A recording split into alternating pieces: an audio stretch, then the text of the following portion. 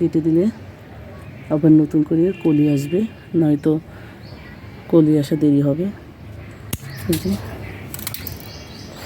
তো তুলে নেব একটু কাঁচা টমেটো।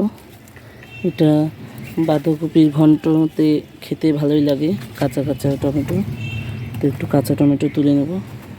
আর এখান থেকে নেব একটু পাকা টমেটো। এই যে ছোট্ট একটা টমেটো পেকে আছে, এখানেও একটা আছে পেকে, এখান থেকে নেব। এই যে এখানেও টমেটো হয়ে আছে। এই ফুলকপিটা তুলে নেব।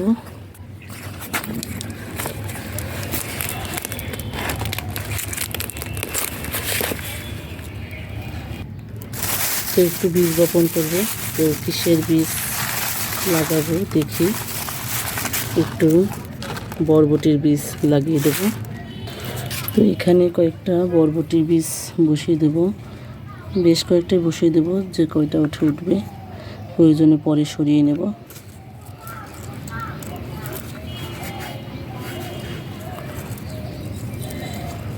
দিয়ে দিলাম এগুলো। আর এই যে এখানে দিয়ে দেবো দুটো ঝিঙের বীজ।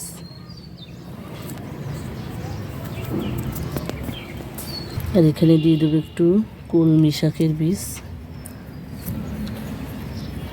এই যে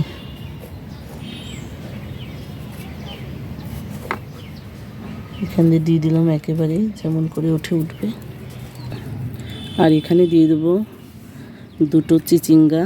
এর আগে চিচিঙ্গার বীজ আমি বসিয়েছিলাম, কিন্তু তেমন একটা হয়নি, তো আবার দিলাম, দেখি কি হয়। তো চলুন আর একটু হারভেস্টিং আছে, ওগুলো করে নিই। তো এই যে এখানে একটু বেগুন আছে, এগুলো তুলে নেব। এই যে এখানেও একটা বেগুন আছে। আর এখান থেকে তুলে নেব আমি আর একটা বিট, এর আগে তুলেছিলাম, তো আজকে আর একটা তুলে নেব। এই যে, তো এই বিটটার সাইজ মোটামুটি দেখুন ভালোই হয়েছে। ছোট জায়গাতে হওয়ার কারণে খুব বেশি বড় হতে পারেনি, তো যাই হয়েছে ভালোই হয়েছে, দারুণ হয়েছে। তো আরও আছে, এগুলো বড় হবে, হলে পরে দেখা যাবে এগুলোর সাইজ কীরকম হয়। তো থাক, এগুলো তুলছি না। আর এখানেও আরও দুটো বিট আছে, তো এগুলো কেমন হয় পরবর্তীতে তুললে দেখাবো।